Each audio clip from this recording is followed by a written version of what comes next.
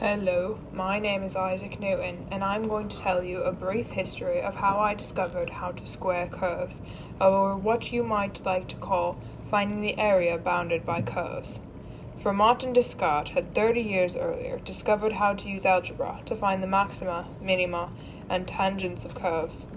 What remained unknown was how to find the areas of curves, also known as the areas bounded by curves, or a curve in an axis, classically referred to as quadrature or squaring of curves.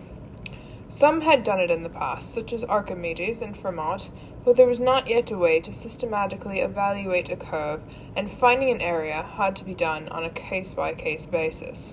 Similarly, problems about volumes of curved solids and lengths of curved arcs couldn't be solved either.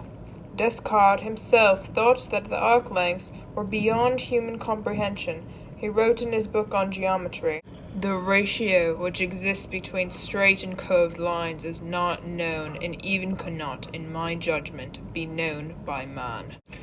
All of these problems required infinite sums of infinitesimally small pieces, or integrals. Myself and Leibniz both independently discovered and proved the fundamental theorem of calculus, which connected areas to slopes, and through that, integrals to derivatives. Myself and Leibniz were not the first to notice this phenomenon, but we get credit for it because we were the first to prove it in general, recognize its utility and importance, and build a system around it. I was born in a stone farmhouse on Christmas Day of 1642. I was born premature. It was said I was so tiny I could fit inside a quart mug. But I was born sadly fatherless. My father, a human farmer, had died 3 months earlier. I was left behind not much more than some barley, furniture, and sheep. When I was 3, my mother, Hannah, remarried, and I was left to live with my grandparents. My stepfather, who was twice my mother's age, didn't want me around, and I understandably resented him. I was said to be a troubled boy with too much time on my hands. In that time, though, I built sundials in the farmhouse and watched the play of light and shadows on the wall.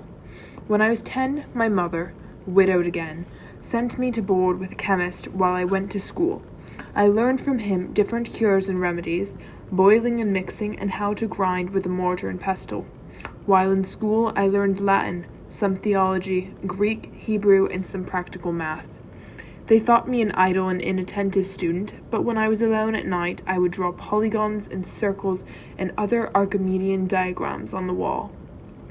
When I was 16, I was pulled out of school to run the family farm.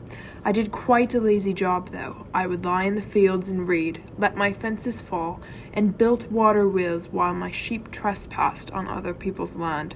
Luckily, after a big fight with my mother, she'd let me go back to school, where I waited on the richer students. My mother could have afforded to pay for me, but she wouldn't. I had few friends, never married, rarely left, and never had a romantic relationship that is known. In college, I started with Aristotelian scholasticism, like most everyone else, but I eventually delved into mathematics. I was enthralled by John Wallis and Descartes. While I worked dutifully, the bubonic plague shut down my university, and I was sent back home to the farmhouse. There, I worked hard. I not only discovered some of the biggest principles of calculus, but I discovered the inverse square law of gravity and applied it to the moon. I invented the reflecting telescope and showed experimentally that white light is composed of all the colors of the rainbow. However, though, I was reclusive. Inside the walls of Cambridge, I was regarded as a genius, but outside I was relatively unknown. I only published reluctantly when I feared that others would publish first. I continued to work diligently, and in 1669, Isaac Barrow, the first Lucasian professor and the closest thing to a mentor I ever had, stepped down and recommended that I be appointed to the Lucasian chair of mathematics.